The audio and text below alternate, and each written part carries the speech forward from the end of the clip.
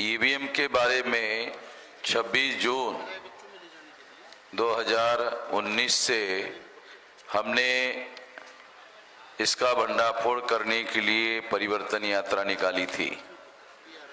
तो 26 जून से 26 अगस्त से 26 सितंबर, 26 सितंबर से 26 अक्टूबर, तो ये अक्टूबर के महीने में ये बयान दिया है भागवत ने नागपुर में विजयादशमी का जो कार्यक्रम होता है उस कार्यक्रम के दौरान।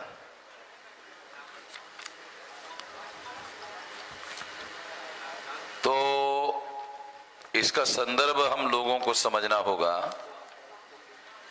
23 मई 2019 को लोकसभा के चुनाव का रिजल्ट आया और 373 लोकसभा सीटों में से 220 लोकसभा सीटों में 54.5 लाख से ज्यादा अतिरिक्त वोट निकाले गए। जितने लोगों ने डाले थे उससे अतिरिक्त। तो बीजेपी को 351 सीटें उन्होंने चुनाव में जीती। तो 351 गठबंधन पार्टियों के साथ मिलकर जीती। तो ईवीएम में 351 सीटों में से 220 सीटें बीजेपी और गठबंधन के लोगों ने घोटाला करके जीती और ये घोटाला 54 लाख वोटों का है।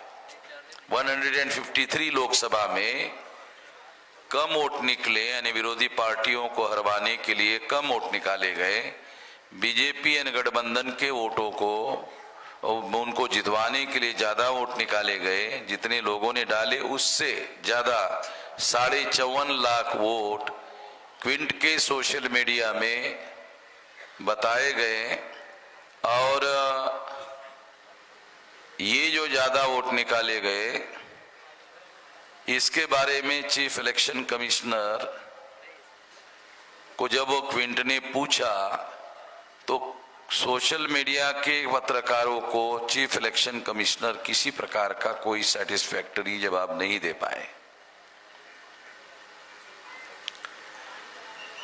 और दोबारा उन्होंने सारे देश के कलेक्टरों से इस गड़बड़ झाले को ठीक करने के लिए कहा और दोबारा डाटा भेजने के लिए कलेक्टरों को कहा। वो डाटा कलेक्टरों ने चीफ इलेक्शन कमिश्नर के पास भेजा। उसका डाटा चीफ इलेक्शन कमिश्नर ने किसी भी पत्रकार को, आरटीआई के कार्यकर्ता को शेयर नहीं किया अभी तक।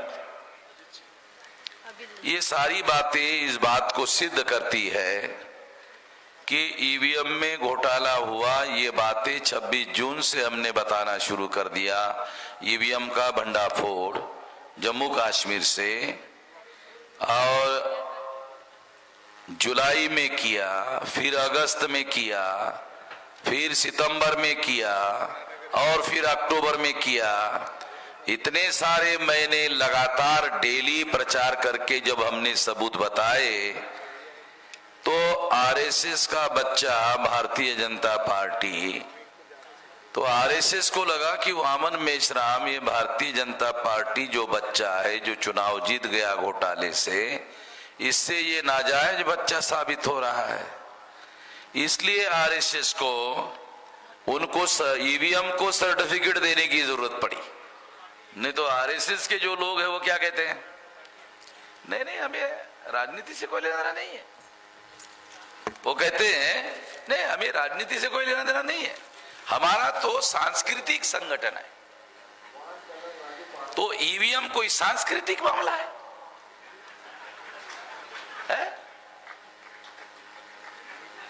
अगर तुम्हारा सांस्कृतिक संगठन है, राजनीति से तुम्हें कोई लेना देना नहीं है, तो क्या कारण हुआ कि तुमने ईवीएम को सर्टिफिकेट दिया कि ईवीएम में कोई घोटाला नहीं होता है? अब हमारे सामने दो मुद्दे हैं। सुप्रीम कोर्ट कहता है होता है, और भागवत कहता है नहीं होता है, किसका माने? हमारे सामने ये सवाल है, भागवत कोई भारत के संवैधानिक संस्थाओं का हेड है? वो किसी कोर्ट का चीफ जस्टिस है? उसकी बात क्यों माने? सुप्रीम कोर्ट ने सारी बातों को छानबीन करने के बाद नोटिस इशू किया। केंद्र सरकार कांग्रेस की थी, चुनाव आयोग उस समय का था, उनको जवाब मांगा। ये कह रहे हैं कि ये घोटाला होता है, ये गड़बड़ी है, 4 फॉल्ट है। तो इसका उस समय चुनाव आयोग ने कोई जवाब नहीं दिया, केंद्र सरकार ने कोई जवाब नहीं दिया, और दोनों ने इस बात को स्वीकार किया कि हाँ ये फॉल्ट है। जब चुनाव आयोग स्वीकार कर रहा है फॉल्ट है, जब भारत सरकार स्वीकार कर रही फॉल्ट है, तो भागवत कौन होता है? भागवत की बात हम क्यों माने? मगर सवाल है भागवत को बयान क्यों देना पड़ा? जब तुम्हारा संगठन सांस्कृतिक है तो तुम्हें यह बयान क्यों देना पड़ा? इसका मतलब है वामन मेश्राम ने 26 जून से जो परिवर्तन यात्रा निकाली उसका असर पड़ रहा है। मैंने जो सवाल उठाए, मैंने जो सबूत दिए, मैंने जो लॉजिक दिया, मैंने जो दलील दिया, उसमें से किसी का भी आज तक भारत सरकार ने, चुनाव आयोग ने, किसी ने, पत्रकारों ने, मीडिया ने कोई जवाब नहीं दिया। जवाब नहीं दिया, इसका एक मतलब होता है कि मैं जो कह रहा हूं वो सही है। अगर मैंने गलत बोला होता तो मैं 17 स्टेट में परिवर्तन यात्रा निकाली, 17 स्टेट में परिवर्तन यात्रा निकालकर 11 दिसंबर को मैं तेलंगाना में हैदराबाद में पहुंचा और कहीं पर भी पुलिस वालों ने नहीं रोका। गलत होता तो जरूर रोकते भाई, कि तुम गलत बोल रहे हो, झूठ बोल रहे हो, तुमको आगे जाने नहीं देंगे, तुम ज्वारे झूठ बोलने की वजह से ये मामला खड़ा हो रहा, वो मामला खड़ा हो रहा है।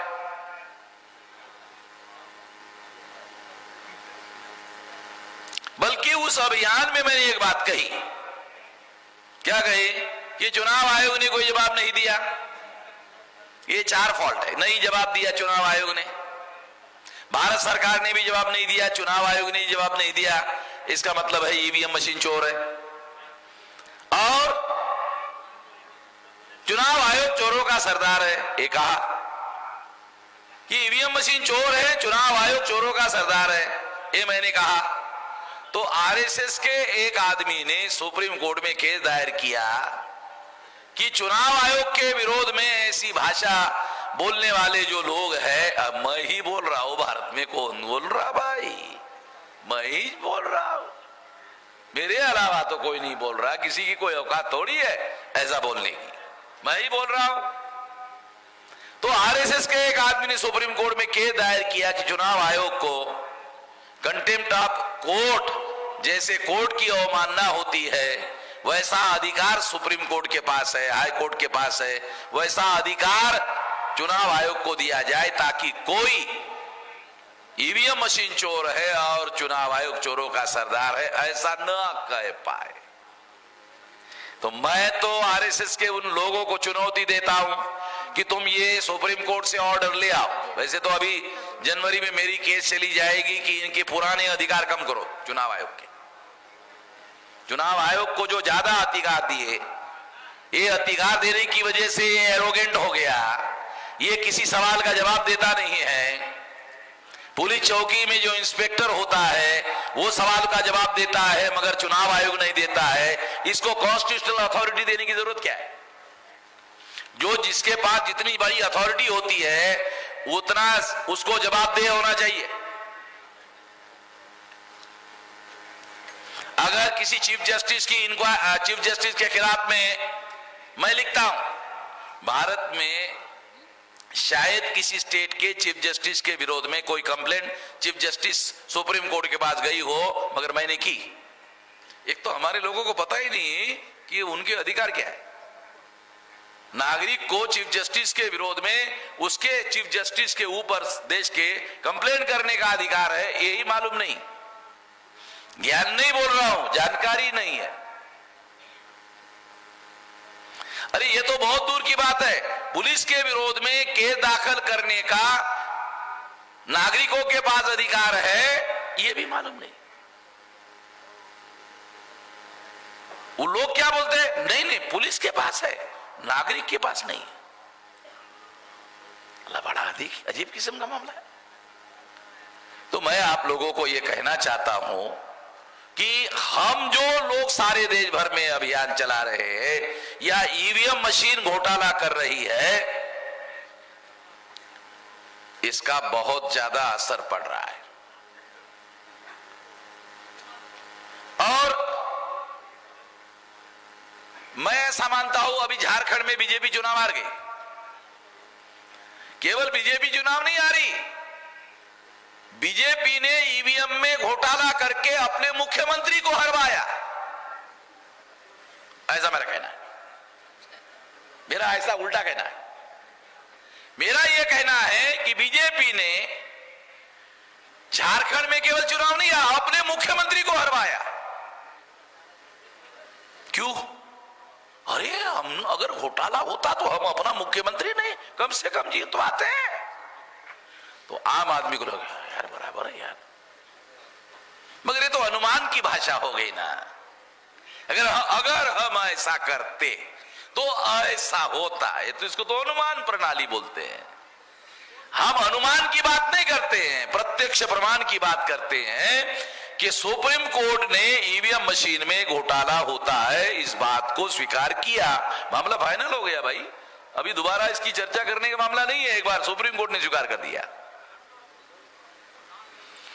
ईवीएम मशीन में 4 फॉल्ट है।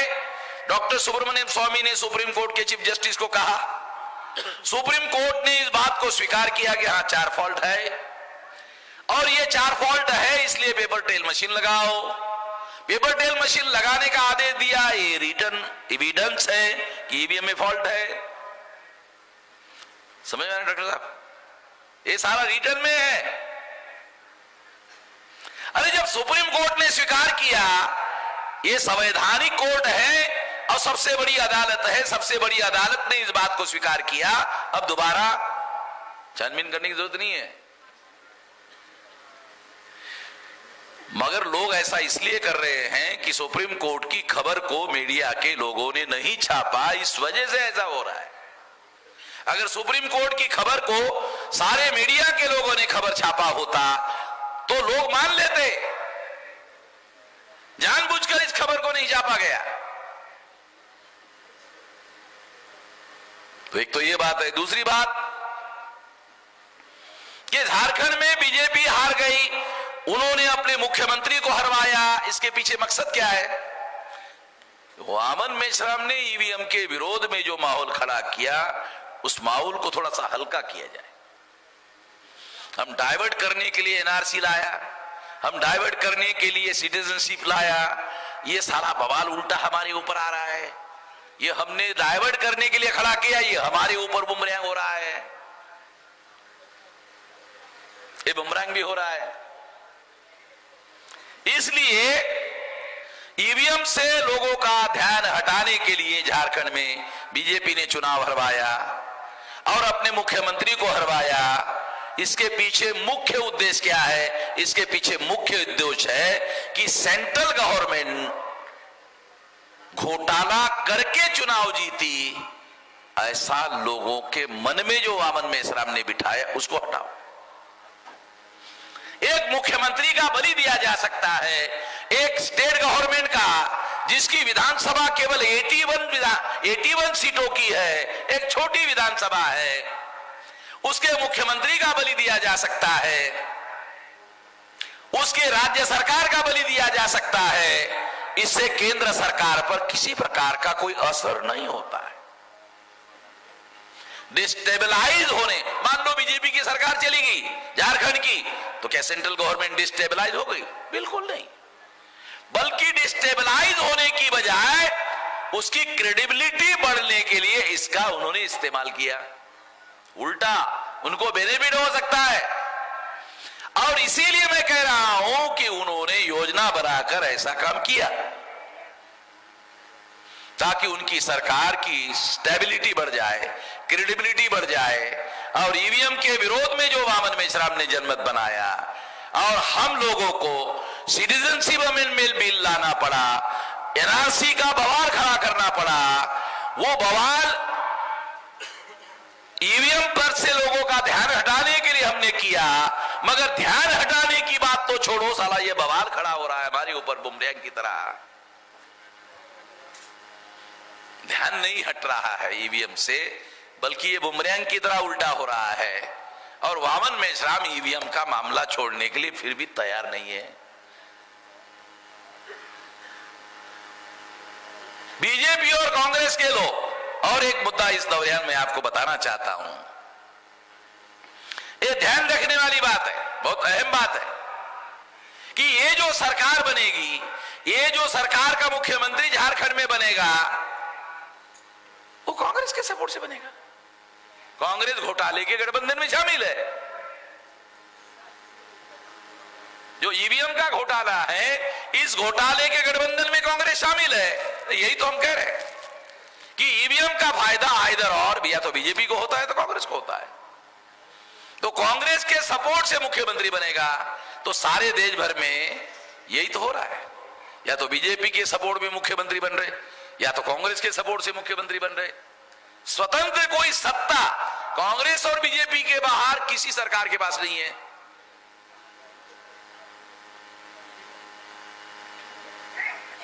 तो ऐसी बहुत सारी बातें हैं।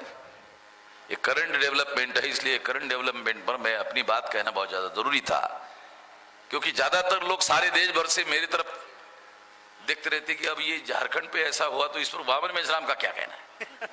अरे सारे देश भर थे, तो उसको इसीलिए मैंने कहा कि अभी आज ही रिजल्ट आ गया आज के अखबार में, तो आज ही लोगों को सारे देश भर में अभी ये शायद ऑनलाइन हो रहा होगा। ऑनलाइन चल रहा है, हाँ, तो वो चला गया, फिर लोगों के पास चला गया, जानकारी हो गई। ये जो दूसरी साइड है, ये दूसरी साइड लोगों के पास चली गई। तो हमारे पास ईवीएम में घोटाला होता है, उसका प्रत्यक्ष प्रमाण है। झारखंड में ऐसा हुआ तो ऐसा नहीं हुआ होगा, ये अनुमान प्रमाण है। मैं अनुमान प्रमाण से ज्यादा प्रबल होता है प्रत्यक्ष प्रमाण। मैं प्रत्यक्ष प्रमाण की बात कर रहा हूं, अनुमान प्रमाण की बात नहीं कर रहा हूं, क्योंकि अनुमान प्रमाण जो होता है उसमें कंफर्मेशन करना पड़ता है ये है या नहीं है। प्रत्यक्ष प्रमाण में है या नहीं है ये करना नहीं पड़ता है, वो एविडेंस फाइनल होता है। तो हम तो फाइनल एविडेंस के आधार पर बात कर रहे हैं। ये घोटाला होता है, इसलिए वहां शब्द प्रयोग किया गया है 200% का।